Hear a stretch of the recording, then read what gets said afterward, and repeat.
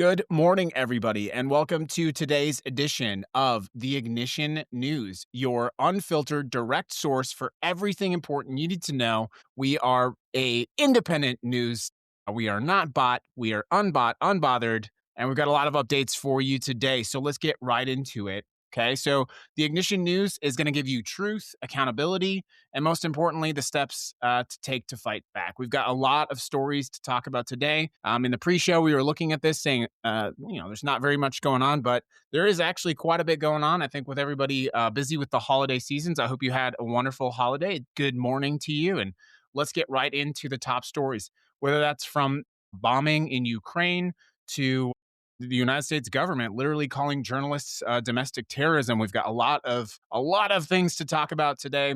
So if you're new to the show, the Ignition News is a daily news cast for you. All of your top stories, hopefully in under 30 minutes. I said 15 before, but you got to do what you got to do. So all of your top stories once a day. Consider subscribing on all of your favorite podcast platforms. Let's get right into it. Let's get right into the news. The first one, and this is major, okay? We've got massive action happening in Ukraine. We haven't been talking about Ukraine in a while, but there are some pretty significant updates. You may be aware that on Saturday morning, about 24 hours before President Zelensky is scheduled to meet with the president, Russia launched one of its longest and most sustained attacks on Ukraine in the entire war. So the estimates right now are about over 500 drones and over 40 missiles. The last attack itself lasted nearly 10 hours. So far, what we know from the field is 2 people have died, 32 have been wounded, including 2 children. A third of Kyiv has no heating, and it is very cold right now. So we know that because of this massive sustained attack, that fires have broken out all around the city. And this was not, of course, a random incident. This was very calculated. Zelensky himself just announced that he had a 20-point peace plan that was 90% available. And he was heading to Florida to finalize that deal with the president. Of course, you'll remember the now famous Oval Office meeting with Zelensky, Trump, and of course, Mr. Couch, who it was a national embarrassment where the vice president asked Zelensky to apologize or to say thank you while sitting on his favorite couch, of course. So now we have a situation where Russia is obviously pretending to negotiate, right? But they're literally attacking Ukraine on the eve of a peace deal. So obviously questions about peace are on the table right now. Good thing we have a competent, not corrupt administration to handle this international crisis right now, right? So let's be really clear about what's happening, though. Ukraine is literally fighting for its survival. The president is, as usual, positioning himself as the deal maker. There are no favorable couches to be found in Mar-a-Lago, so he might be on his own there. And the peace plan that is being floated reportedly includes territorial concessions. So that might mean Ukraine may have to withdraw from certain parts of the Donetsk region, and in exchange, well, I guess what they're calling a free economic zone. And while all of this is being negotiated, Ukrainian mothers are literally, covering their children, blankets. There are bombs falling from the sky. So yeah, it's an important moment for Ukraine. Obviously, on the show here, we are longtime supporters of the people of Ukraine. We stand with Ukraine, and we hope that something positive comes out of this. No territorial concessions. That's what I would say. Next one, speaking of the cold, let's talk about another story. Welcome to the Ignition News. We are recording today's live show, Saturday, December 20th. Also broadcasting live on TikTok. If you ever want to catch the show live as we record it, hop on over to the TikTok channel. Link is in the bio there, and you can join us as we record the show. So speaking of winter weather, let's go ahead and talk about what's happening in the United States of America. So in the United States, I know that obviously seems pretty small compared to what we talked about, but New York itself has just seen its biggest snowfall since 2022. We're expecting 8 to 11 inches of snow in New York. So if you're all of our audience listening on the East Coast, hopefully you stay bundled up and go get yourself a new Christmas tree, go grab some hot cocoa and stay safe, of course. There are 23 million people under winter storm warnings right now. So please make sure that you're staying safe. Please make sure that you're checking in on the vulnerable. A lot of people don't reach out when they need help during times like this. They simply sit in their apartment. They try to heat themselves. unfortunately, a lot of bad things happen when, for example, the power goes out or the gas goes out. America's infrastructure is aging, and climate change is making weather more extreme. And as I said, a lot of times people in vulnerable situations, they don't actually speak out. They don't actually say, hey, I need to get a little bit of help. So that's kind of the challenge from the Ignition News this morning. If you live in one of those impacted areas, check on your neighbors, check on your friends, maybe reach out to people who might be elderly, especially when cold weather hits. That's really an issue for a number of reasons. But check out, reach out, make sure people are checking in on each other. My friends on the East Coast, stay warm. And hey, let's be positive. If you get some badass snow out there, go out and build a snowman. That'd be really fun. Send us a picture. Go ahead and go over to the show page. Post your picture of the snowman. Let's do it. Story number 3 on the Ignition News. Good morning, everybody. Welcome to the Ignition News, where we give you your unfiltered news about what's happening in the United States of America. We're not bought. We're not bothered. We're just the news. Here's one that I think everyone is kind of flying under the radar, and that is Tina Peters. Who knows who Tina Peters is? So we're heading to yet another constitutional crisis. This is breaking news this morning, by the way. Another constitutional crisis, of course. The president announced about 2 weeks ago that he had officially, quote, pardoned Tina Peters. That is the former Colorado county clerk who was convicted by a jury of her peers for tampering with voting equipment after the 2020 election. She is currently serving 9 years in a Colorado prison. This week, her lawyers filed a motion asking the Colorado Court of Appeals to recognize the president's pardon as valid and to release her. Now, that is what we call an amazingly bad constitutional crisis. Why is that? Well, the president does not have the power or the authority to pardon state crimes. That is just a full stop constitutional issue. The presidential pardon only applies to federal offenses. This, my friends, is constitutional law 101. Peters was convicted by a Republican district attorney in a Republican county. She was found guilty of 10 charges. 4 of those were felonies, and she did in fact allow unauthorized access to voting machines. So, what are we hearing from the people on the ground in Colorado?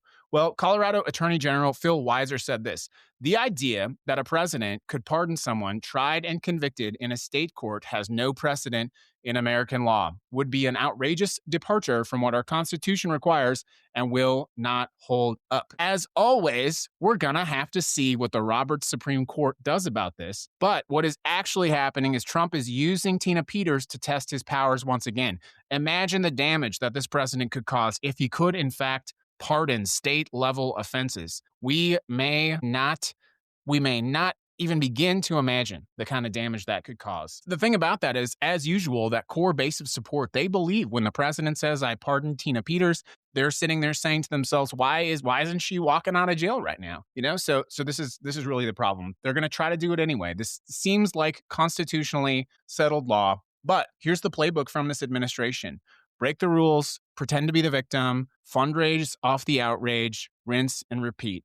Break the rules, claim to be the victim, fundraise off the outrage, have some imaginary culture war. But, my friends, pay attention to how this actually plays out. It's important that we understand this. And we may need to apply some direct political pressure here to make sure that Colorado doesn't bend to the pressure, or that people understand this. The thing about this one is it is flying under the radar for the reason that a lot of people have a lot of stuff going on right now, whether that's bad weather in New York, or figuring out how you're going to pay for all those Christmas presents that you bought, or trying to find yourself a new job. Most people aren't worried about the constitutional crisis literally boiling in the state of Colorado. So that is your action news update there. Story number 3. Pay attention, stay close. And if you want to follow all the updates on this story, what you'll do is you'll just follow us here at the Ignition News. You can find us at theignition.news, theignition.news. There you'll find links to all of our platforms. For example, you can get the podcast and the daily news update on Spotify or Substack or Apple or YouTube, wherever you like. Listen, I understand that people don't like certain platforms. That's why we try to share the information out, get in on as many platforms as possible. It is hosted on Substack and then cascaded out to the other platforms.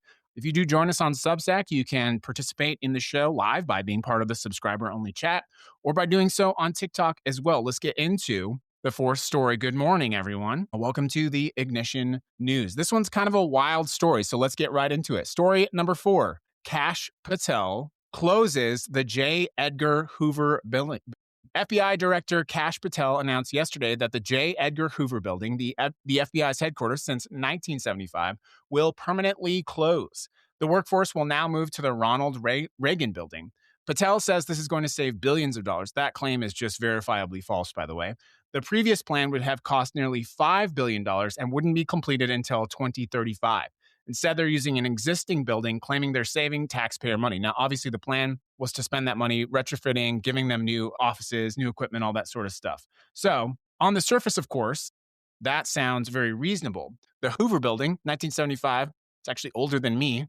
Okay, that makes me feel young. So, the plan there was, hey, the Hoover Building's old, it's not efficient, moving to a new building makes sense. But here's the context. You remember Kash, Mr. Kash told a podcaster in 2023 that he was going to shut down the FBI Hoover Building on day one and reopen it the next day as a museum of the deep state. Do you remember him saying that? So he said he'd take the 7,000 people who work in that building and send them across America to go chase criminals. Well, neither one of those things is happening. And, it's really not about efficiency. It's about ideology. Kash Patel has no wins under his belt. None at all. And so I think part of this, I wonder, is Kash Patel closing the Hoover Building to say that he's got at least one victory under his belt?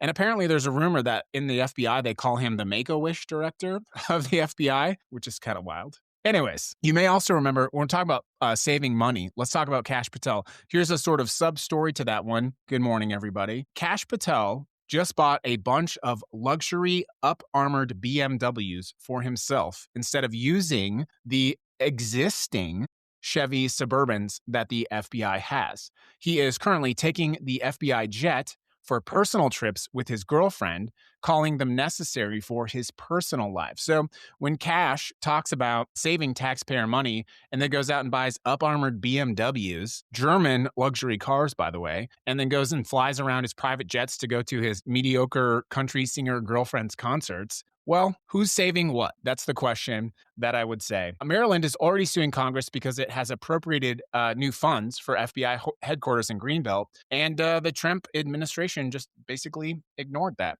So that's your news update. The director of the FBI is planning to save money by moving the FBI building to a newer facility while running around the country in BMWs that he purchased and flying around in his private jet. Friends, this isn't about saving money. This is about Kash Patel getting one win during his time as director of the FBI. Good morning and welcome to the Ignition News. We're broadcasting live on TikTok and recording our daily show that you're able to get on all of your favorite podcast platforms. Our show is sponsored by our signature podcast, Ignite, Fighting Fascism in the Age of Its Rise. If you're wondering, how do you get involved in your local community? What do you do to make positive change in your local community? Well, we've actually built a signature podcast that has 12 episodes and 3 bonus episodes that takes you through step-by-step how to get more involved in your local community, how to be a change maker in your local community, and how to become one of our 1,000 leaders in 1,000 different communities. Head on over to your favorite podcast platform, look for Ignite, Fighting Fascism in the Age of Its Rise, download the free episodes, and make change in your community. Let's get back to the next story. The next one, I know you've heard about this, but I think it's worth covering. We need to maybe lighten the mood a little bit on the Ignition News. Who heard about this? A $400,000 shipment of live lobster headed to Costco in Illinois and Minnesota was hijacked before delivery. Kash Patel's FBI is investigating this. The CEO of the company said that this appears to be part of an organized cargo theft ring using spoofed emails and burner phones to basically impersonate legitimate carriers and high-value freight. Okay? Now, on a completely unrelated note, the Rebel Radio Christmas show and the Ignition Christmas show and party is coming up. And, yeah, I'm not going to make that joke. All right. You get the point. There's lobster at the Christmas party. It's a joke. Okay. It was funny to me. But anyways, cargo theft actually accounts for about $35 billion of losses annually. So there is a significant network of organized crime that is actively targeting high-value targets. This is exactly the kind of thing they do. So when you talk about Kash Patel and his failed FBI, man, maybe they should get working on that instead of worried about how nice the Hoover building is. That would be nice. Wouldn't it? That would be nice. Hey, everybody. Good morning. And let's get into the last 2 stories of the day. Pretty wild update from the Trump administration. This is sort of a hybrid international story, I guess you could call it. Now, in America, A beauty salon owner gets to decide who comes into the country. This is both absurd and dangerous, all rolled into one. This person I'm talking about, her name is Mora Namdarb. She owns a chain of beauty salons in Texas. Texas listeners there, go to BAM Beauty Salon. Blowouts start at $45 at BAM Salon. The salon is fun and cheeky. Quote, fun and cheeky with a 20-foot flower wall, I guess. She's also an attorney, so she is an entrepreneur. There's no doubt about that.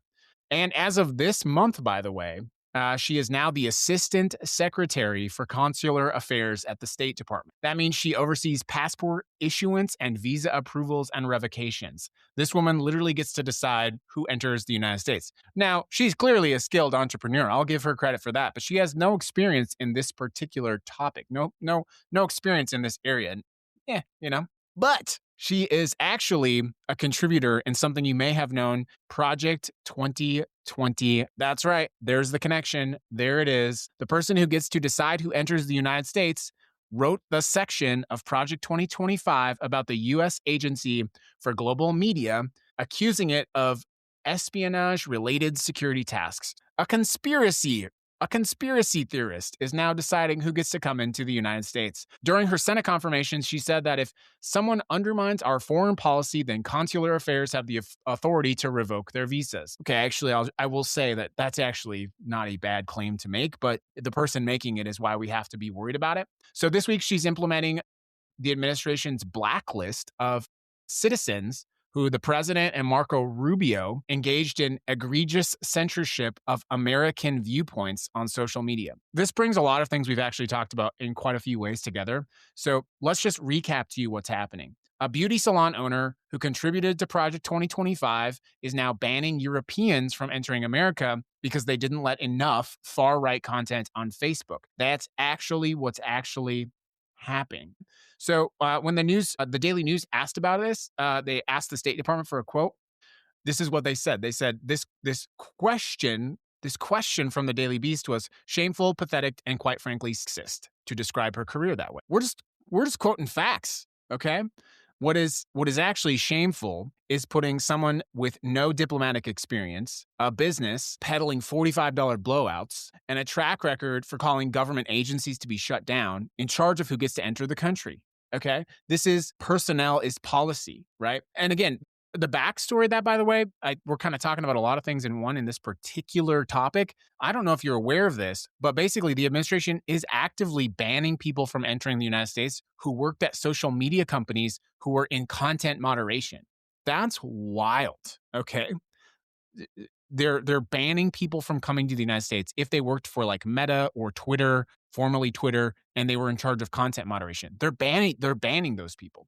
That's why we have the Ignition News. Anyways, keep an eye on that. That's quite frankly scary. Speaking of scary, I do have one more story. It's the scariest of the week so far. On December 4th, the Justice Department issued a memo. It was leaked by another journalist, Ken Klippenstein, that encourages federal prosecutors to press domestic terrorism charges against people for doxing law enforcement officers. Well, what is doxing in this context? Folks, you need to pay attention to this, okay? What they categorize as doxing is recording immigration officials during immigration raids, okay? So just literally filming operations in public. Kristi Noem said, violence is anything that threatens agents and their safety, so it's doxing them. It's videotaping them where they're at and when they're out on operations. Okay, so let's listen to that again. So Kristi Noem is saying videotaping on-duty federal agents during public operations is now violence. This is, of course, constitutionally settled law because 7 federal courts have upheld the right to record police. Indeed, in fact, the Supreme Court has also upheld the right to record police. So think about that. If you support more open immigration policies, now you're, of course, an Antifa-aligned extremist, okay? And if you film an ICE raid, you could be prosecuted by the federal government. The memo, by the way, orders all federal law enforcement to review files from the last 5 years looking for Antifa and Antifa-related intelligence. Folks, we're fucked. Jesus. Obviously, I have to point out for Kristi Noem that that's a joke. Here's the kicker, okay? Most of these cases have actually collapsed. The Associated Press took a look at 166 of these cases since May. 100 people initially charged in these cases. 55 saw their charges reduced or dismissed. All 5 defendants who went to trial had their cases acquitted. In one case, prosecutors claimed a woman assaulted an agent. When they looked at the body camera footage, they showed the agent scratched her hand on a wall while telling the woman to shut the fuck up and mind her own business. That jury acquitted that woman in under 2 hours. But she did spend time in jail. She faced losing her job, and she was still branded a domestic terrorist by the United States government. Okay? This is their playbook. Make arrests, hold people, ruin their lives, drop the charges when they fall apart, but the damage is done. Again, folks, filming law enforcement engaged in their activities, as long as you're not openly interfering with the investigation, that is legal. Now what the government is trying to do is they're trying to say, if you're filming these people, you're doxing them. That's not what's happening. We all know that's not what's happening. So it's important to remember, protect your constitutional rights. Filming the police is legal. But as Sean Charles Dunn learned, as this woman learned, when the government comes after you, it has an enormous personal toll. Who remembers when they arrested the Subway sandwich guy? Who remembers what happened? They came to his apartment at like 5 o'clock in the morning with like 30 federal agents to arrest the Subway sandwich guy. The point here is this is a classic playbook in an authoritarian regime. If you can control the information, if you can make people afraid to speak out, you can control the narrative. So if horrible things are happening and you prevent people from recording those horrible things happening, people don't know that the horrible things are happening. That is why we need unbiased, unfiltered, uncensored news. That's why we have The Ignition right here for you every day. Your top news stories in less than 30 minutes. I hope you enjoyed today's episode. You got to follow the show. You got to help keep us in the algorithms, if it will. So depending on where you're listening to this platform, if it's Spotify or Apple or YouTube, it does help if you make a comment or you follow the show. Even if you don't like the show, by the way, if you make a comment, that helps us out a lot. So I do appreciate that. That is your top news stories for the day. Thank you for following along with the Ignition News. We'll be back tomorrow with your top unfiltered, uncensored news here live on the Ignition News. You can find us at. Have a great day, everybody.